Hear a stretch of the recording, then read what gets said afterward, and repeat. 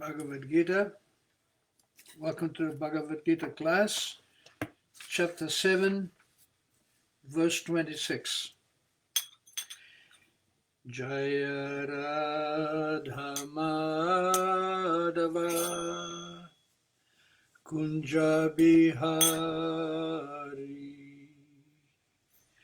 Jaya Radha Madhava Kunja Bihari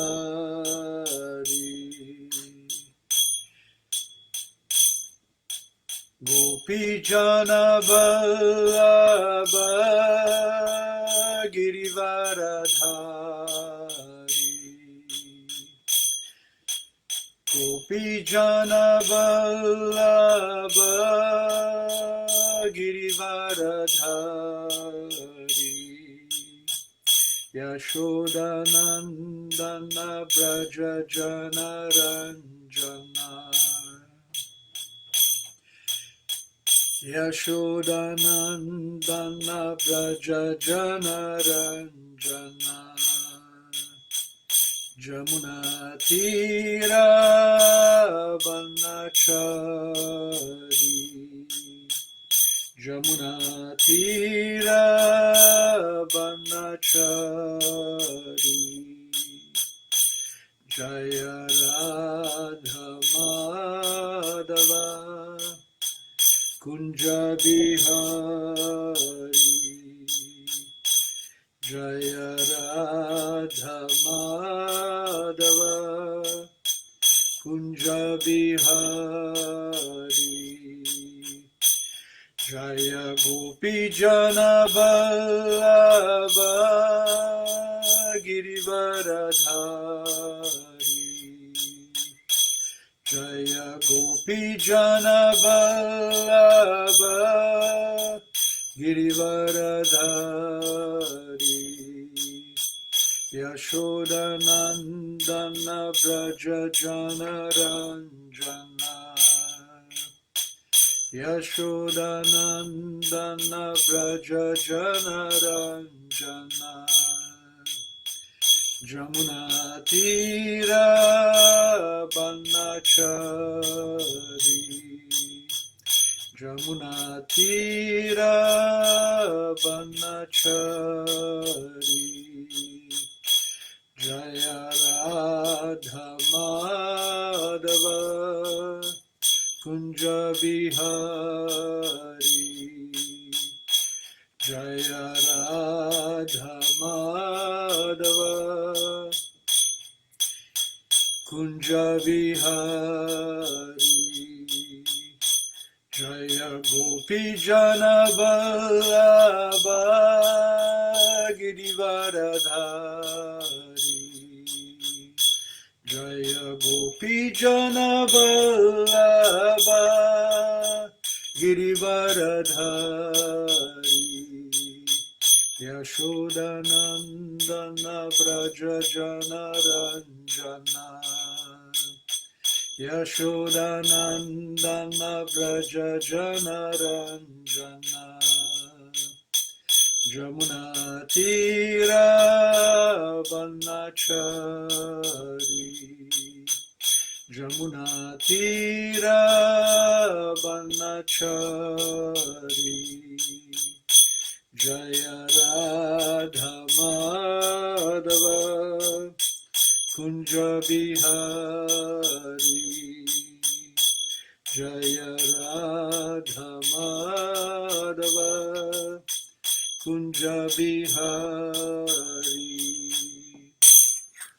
Jaya Vishnupada Paramahansa Parivrajakachaja Astotara Sata Shri Srimad A.C. Bhaktivedanta Swami Shri Prabhupada Ki Jai Ananta Koti Vaishnava Vrinda Ki Jai Namacharya Haridas Thakur Ki Jai Prem Se Kaho Shri Krishna Chaitanya Prabhu Nityananda Shri Advaita Gadadhar Shri Vasari Gaura Bhakta Vrinda Ki Jai Shri Shri Radha Krishna Gopa Gopinath Shamakunda Radha Kunda Giri Govardhan Ki Jai Shri Vrindavan Mathura Dham Ki Jai Navadip Mayapur Dham Ki Jai Jamuna Maya Ki Jai Ganga Maya Ki Jai Bhakti Devi Ki Jai Tulsi Devi Ki Jai Samaveta Bhakta Vrinda Ki Jai All glories to the assembled devotees. All glories to the assembled devotees. All glories to Sri Sri Guru and Gauranga. Bhagavad Gita, chapter 7, verse 26.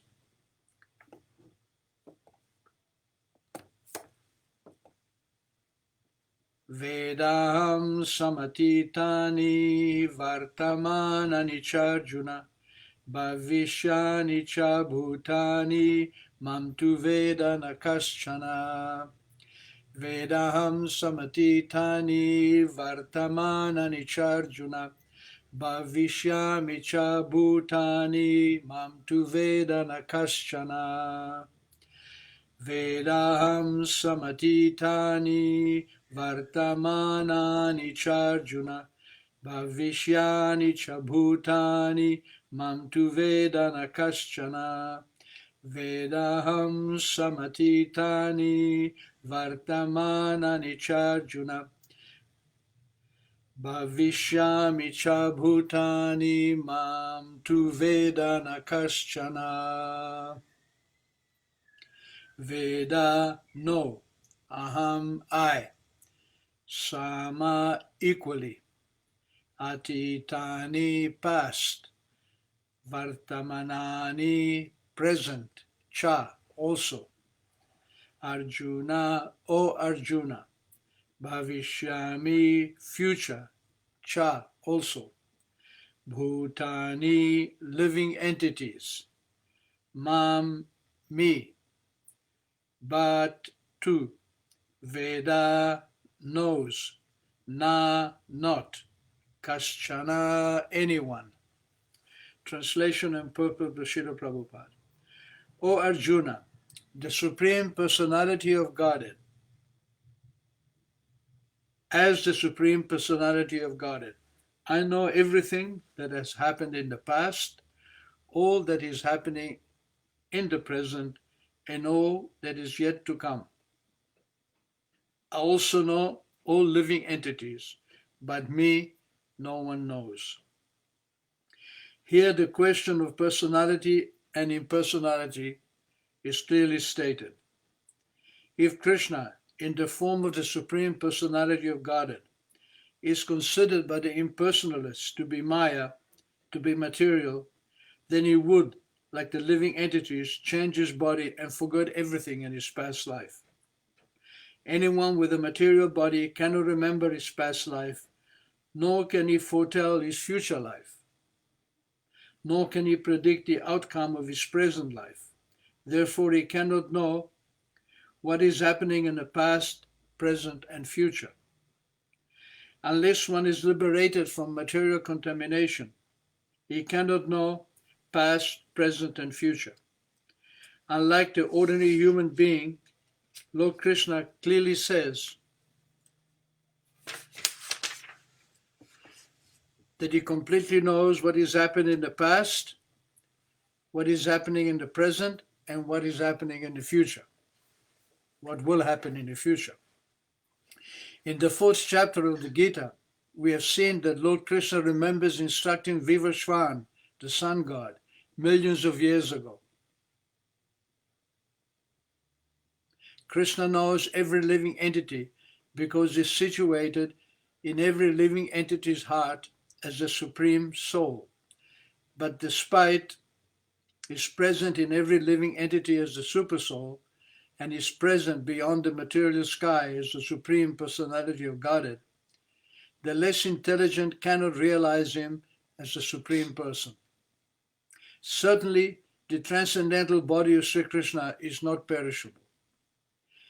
He is just like the sun, and Maya is like the cloud. In the material world, we can see that there is the sun and there are clouds and different stars and planets. The clouds may cover all these in the sky temporarily, but this covering is only apparent to our limited vision. The sun, moon, and stars are not actually covered. Similarly, Maya cannot cover the Supreme Lord.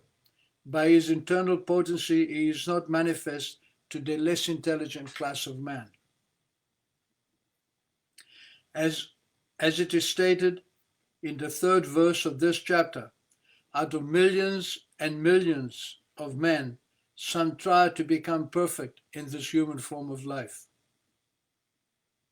And out of thousands and thousands of such perfect men, hardly one can understand what Lord Krishna is.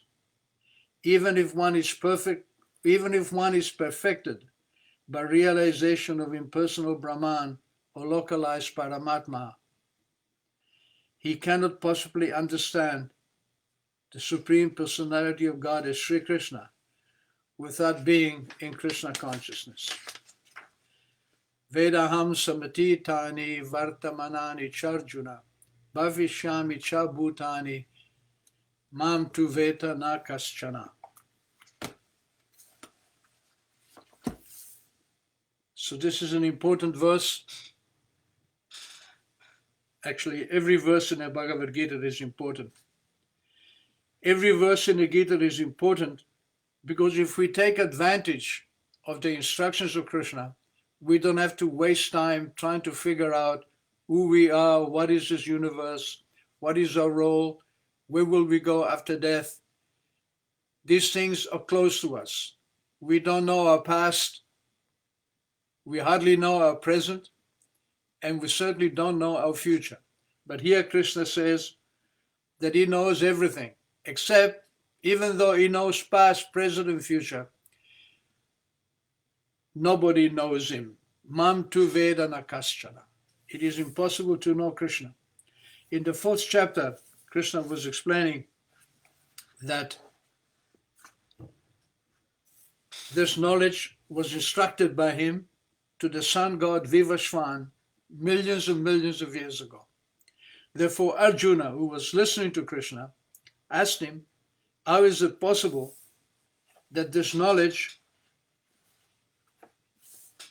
was explained to the sun god millions of years ago when we are contemporary? At that time, Krishna was still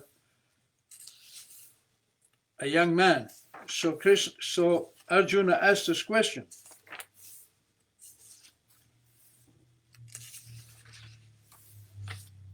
Aparam bhavato janma, my dear Krishna, aparam bhavato janma, your birth is junior to the birth of Vivashwan. Param janma vivashvataha. Vivashwan, the sun god, he's been existing for millions of years. And this particular sun god, Vivashwan, was actually active millions of years ago. Although the sun god, the sun planet called Surya Bhagavan, is a manifestation of Krishna, the chief living entity of the sun planet, of the sun god, Surya Dev, he changes every so many millions of years. So Vivashwan was instructed by Krishna millions of years ago. So Arjuna asked, Katham etad vijaniyam tvamado praktavamiti. How can I understand that you instructed the science millions of years ago to the sun god? And Krishna answered, my dear Arjuna, bahuni me vyatitani vartmanani jammani tavacharjuna, that you and I have had many births. Bahuni me.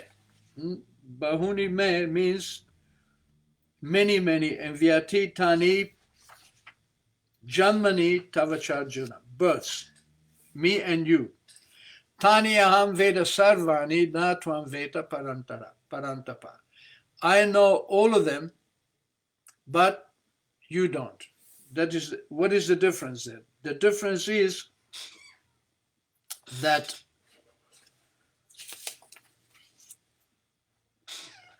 Krishna doesn't change his body. When Krishna appears, as I explained in my previous class, when Krishna appeared, he didn't appear like a normal human being. He didn't take birth like a normal human being. He appeared in front of his mother and father in a Vishnu form as a child, but with fully decorated, with 4 hands, holding his weapons. And was transferred to the childlike body by the request of his mother. So, and when Krishna departed from this planet, his departure was a pastime. When Krishna leaves this planet, he begins his Leela in another universe. And when that Leela is finished in that universe, again he goes into another universe. Just like the sun. The sun appears in the morning, sets at night, and appears again in the next morning.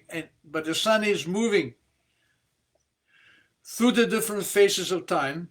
But the sun does, just because the sun sets at night, it doesn't mean the sun has died or the sun is gone. The sun is still there, but it is not shining upon our head, it is shining somewhere else. So similarly, when Krishna's transcendental activities are wound up in this universe, they again begin in the next universe. Therefore, it is called Nitya Leela, or eternal pastimes. It is very, very difficult to understand the nature of the material world, even if we live here for thousands and thousands of years. One of the most important, one of my favorite verses in the Bhagavad Gita is in the 15th chapter, where Krishna says, Urdhva Mulam Adaha Shakam Ashwatam Prayuradvayam Chamdamsi Yasya Parnani Yastam Veda Savedavid. That this material world is a reflected reflection of the spiritual world. This material world, it is like a banyan tree, and its roots are expanding up and its branches are expanding down, which is the opposite of the real tree. In other words, the material world is a reflection of the spiritual world. And this material banyan tree, this reflection of the spiritual world in the form of a banyan tree, contains millions and millions of leaves. And each leaf is one of the hymns of the Vedas, Chamdamsi. Chamdamsi means hymn. Chanda is meter. When we chant Vedic mantras, we have a meter. Yasyasya nisvashita kala matavalambya jivanti loma vilaja jagadandanata vishnur mahansaya yasya kala visheshu govindamadi purusham tamaham bhajami. This is called chanda. There is a rhythm there. So this chanda, or the chandamsi, are the limbs of the Vedic knowledge. In other words, Krishna is saying you cannot understand this material universe by your own endeavor. You can understand the material universe by taking knowledge from the Vedas. Therefore, Krishna says that Vedais cha sarvai raham eva vedyo. By studying the Veda, I can be understood. Vedanta Krid, because I am the compiler of Vedanta. Veda Vid, I am the knower of the Vedas. In other words, Krishna has given us the Vedic knowledge so we can understand the nature of the material universe and our relationship with this universe very quickly and very easily. Right now, we are living in a pretty much godless society.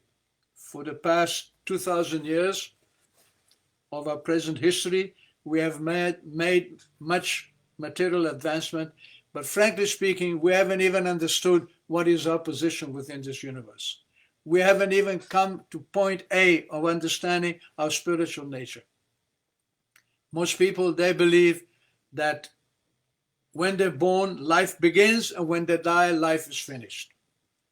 But actually, Krishna is giving us understanding through the Bhagavad Gita. He's saying, if you listen to me, I'll give you real knowledge so you don't have to go through the process of ascending investigation to understand who you are and what you are. The material world, it is very, very, very deep, very, very vast, and very, very difficult to understand. And especially if our interest in understanding the material universe is based upon exploiting that universe, then our vision becomes polluted. It is no use having high vision if we don't use that vision in a spiritual way. It is like a vulture. You know, the vulture, eagle, it flies very, very high in the sky, higher than most birds. And it has very, very powerful eyes. It can see for many, many miles. It is very high in the sky with amazing vision, telescope vision to see. But what does he use his vision for? He uses his vision to look for dead bodies, carcasses, so he can come down and eat. So there is no point in having a very, very high vision, a very, very high capacity for vision, if we use that vision for material ends. The purpose of Vedic vision is to understand the nature of the soul.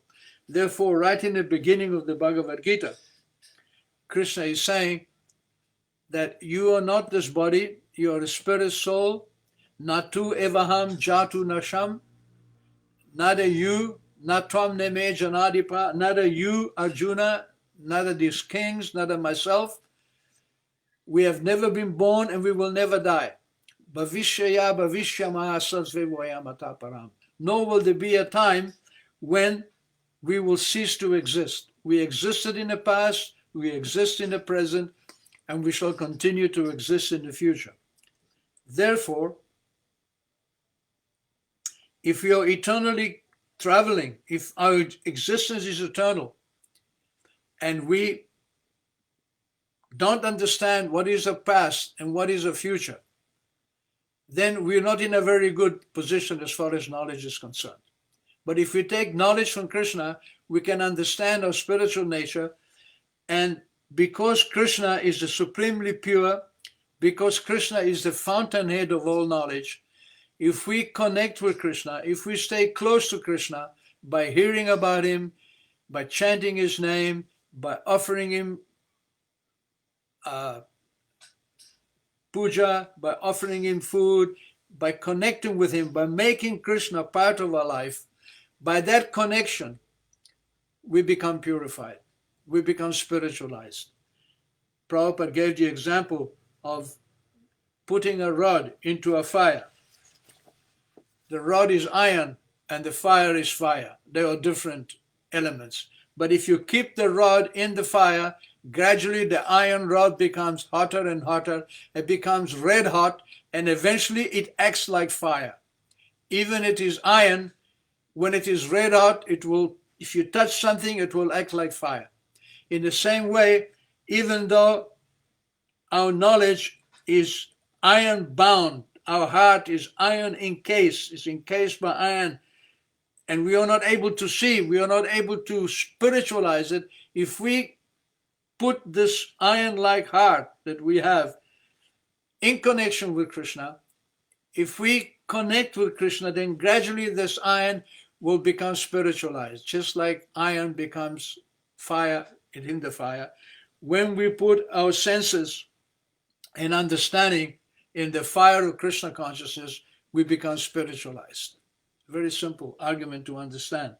Therefore, we pray to Krishna that you become visible to us. We take knowledge from Krishna by studying the Bhagavad Gita. And again in the Bhagavad Gita, Krishna points out that he is supreme, he is the origin of all existence. Here is, in this verse particular, he says, I know everything, Veda aham. Aham means me, Veda means knowing. Veda aham samati tani, I know everything that is going on. Samati tani, in the past. Vartamanani cha Arjuna, what is going on now. Bhavishami cha, also what is going on in the future. How can Krishna know? Krishna knows because he's in the heart of every living entity. He is within every atom. Andarstara paramanu chayantarastam. He is within the atom and he is without the atom. He is within every living entity in existence. His experience cannot be understood, cannot be estimated. We cannot estimate what is Krishna's experience. Just look around you, see, there are millions and millions and millions of living entities. Every living entity has its needs. Every living entity has to eat, has to sleep, has to procreate, has to defend, will die, will take birth. Billions and billions of living, even within our own body, there are billions and billions of cells. And in each cell, Krishna is present as a super soul. We happen to be the chief entity, the chief living cell within this body. But within the body, there are millions and millions of other living entities. And if you look around you in creation, there is unlimited living entities, but Krishna knows every single one of them because he's sitting in everyone's heart. So you cannot even begin to understand Krishna's experience. And with that experience, he's able to predict the future. There is nothing new for Krishna. Everything has already been seen by him over and over again. Therefore, Bhavishyami cha bhutani, I know everything, but mam tu vedana kaschana, but nobody knows me. Even great personality, Bhaunam Jamanam Ante, after many births, Gyanavam Mam Prapadyate, they surrender to me. Vasudeva Sarvamiti Sa Mahatma Sudurlabha. This is a Mahatma, a great soul, understands that by my own effort, by my own understanding, I cannot understand what is the power of Krishna, what is the knowledge of Krishna, what is the position of Krishna. Therefore, I surrender to Krishna. Bhaunam Jamana, after many births. This material universe is designed. This material universe is designed to teach us how to surrender to Krishna. The material universe is by nature difficult to understand, difficult to overcome, difficult to navigate. It is frustrating because the more frustrated we become, the quicker we will surrender and understand that by my own effort, I cannot make much progress. So let me ask the obvious question, who am I? Why am I here? Ke ami, keno amare jare tapatrai. Iya nahi jani ke mone hita hoy. This was Sanatan Goswami's statement to Chaitanya Mahaprabhu. Ke ami, who am I? Keno amare jare tapatrai. Why am I suffering the triple miseries of this material world?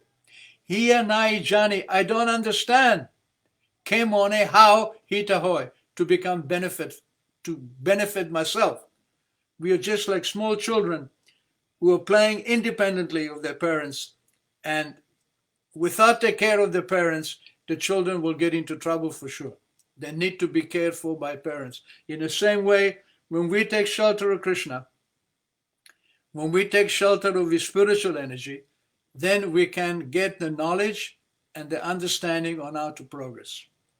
As I explained, we are like travelers lost in a great forest, in a deep forest. We don't know which way to go. We are lost. We may go left, right, north, south, east, west, whichever direction we choose is unknown to us.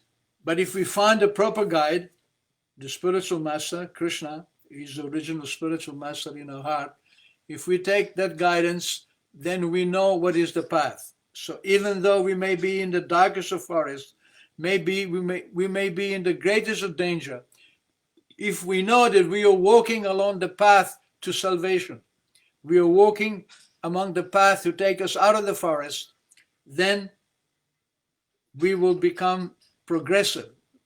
Then our doubts, our difficulties, our mental problems will all go away because we know we're going in the right direction. There may be some suffering involved. There may be a lot of road to be traveled to come out of the forest, but at least we know we're going the right way. Right now, without Krishna's direction, without taking advantage of Vedic knowledge, of the Chanda, or the Vedic mantras, without taking advantage of real knowledge, we're simply going in circles. And therefore we are frustrated. And therefore we don't find any peaceful mental balance. Anadi karamafale pori bhavarnavajale. Because of my refusal to take advantage of spiritual life, because of my obstinacy in wanting to be independent from God, I have fallen into this material world. Tari bare na deke upai. And by my own effort, I cannot see any way out. I'm simply walking in circles. Evishaya halahale. This material world, it is like an ocean of poison. Bishai means poison. E bishai halahale dibanishi hiajwale. And I'm burning in this ocean of poison day and night. We are never peaceful, always looking, where is money, where is friendship, where is love, where is security, where is happiness, where is health. We are striving for so many things. Dibanishi, day and night, hiajwale, we are burning in this material world. And because of this, kabu mana sukha nai pai. Therefore, the mind, kabu mana, mana means mind. At that time, the mind, sukha nai pai, doesn't find any happiness. Actually, if you study the nature of mankind, especially now when we have these social platforms and people are revealing themselves, you just spend a few hours on Facebook, you get more knowledge of human nature than you get by reading so many books. And you'll see that everybody is bewildered. Everybody doesn't really know which way to go. Asha pasha sata sata klesha de abirata. Day and night I am bound up. Pasha means to be bound up. By what? Asha, by the sata, hundreds and hundreds of desires. Asha sata pasha pasha klesha de abirata. Pavriti urmira tayakela. This is the joke. This is the game of material life. We are tumbling and moving in this ocean. We cannot, sometimes we come up and we breathe. Sometimes we go down and we drink water. We are almost drowned. Up and down, we are bubbling in this ocean. This is the game of the material life. Birth after birth, you're tumbling from one body to another. Now that we have come to this material, to this human form, now we have a chance to understand what is our relationship with God. Now we can see that we can take advantage of Krishna, take advantage of his instruction, and bypass all these troubles of material life. This is why the Bhagavad Gita was given to us. To understand that God is within our heart. Ishvara sarva bhutanam. God is within our heart.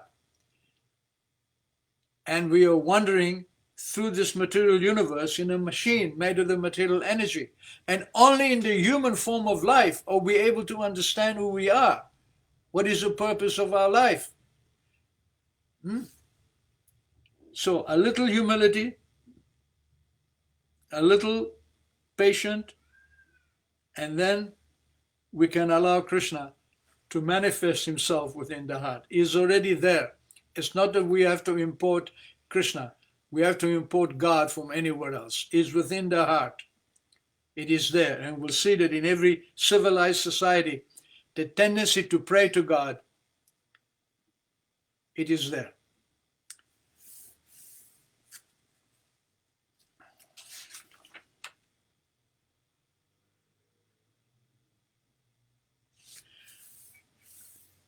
So here it says that the sun is very powerful, but sometimes the sun creates a cloud and it covers it temporarily. But beyond the cloud, the sun is always there. So similarly, Krishna is within our heart, and temporarily we have created this material body which is covering the presence of Krishna by our ignorance. But actually, behind that ignorance, Krishna is present there within our heart. All we have to do is turn inside. Krishna says in the Gita, Sarvasya Chaham Hridisani Vishnu. I am sitting in everyone's heart. Matta Smriti Jnanam Apohanamcha. Remembrance, knowledge, and forgetfulness is coming from me. How does Krishna give us knowledge? How does Krishna make us forget? How does Krishna make us remember? According to our desire. Krishna monitors our desires, and according to those desires, he's giving us knowledge, forgetfulness, and remembrance. And when we misuse this independence, when we refuse to take Krishna's advice, then we become entangled in the material world, and Krishna gives us the results of this entanglement. Just like when we live in a society, according to how we interact with the society, according to how we follow the laws of the government, the rules of the government, then according to that interaction, we live our life. Sometimes peacefully and happily, and sometimes the opposite. Sometimes we are respected, and sometimes we are put in a prison. The government doesn't decide that this citizen will go to the university and that citizen will go to the prison. No, the government is equal to everyone, but according to the citizen's exercising his understanding and his following of the law, then he gets different results. In the same way, Krishna is the government within our heart. He is our director, and he gives us knowledge, forgetfulness, and remembrance according to our inclination and according to our activities. Now, we may be very, very far from Krishna. We may be tremendously, and we are tremendously entangled in this body that 99.9% of human beings don't even understand their spiritual nature. Even they go to church, even they profess Hinduism or Christianity or Islam or Judaism, they don't understand, they don't practice that religion for the benefit of the soul. They practice that religion for the benefit of the body. That is called illusion, Maya. But if we chant the names of Krishna, if we invite Krishna into our life, simply by chanting his name, we will become awakened from this dream of illusion. And we will become cognizant of our spiritual nature. We will find a way out of the forest. Good. Thank you very much. I see there are no comments, and I see also that the layout of the live audio has changed, so something may be different. I don't know. But if any of you have any comments, please message me on my Facebook page, Ananda Swarup Das.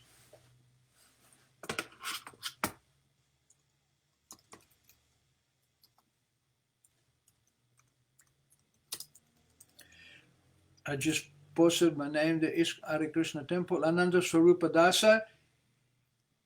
If you search for that, you'll find my Facebook page, and if you have any questions or any comments, please feel free to communicate. Thank you very much. Jai Haribol.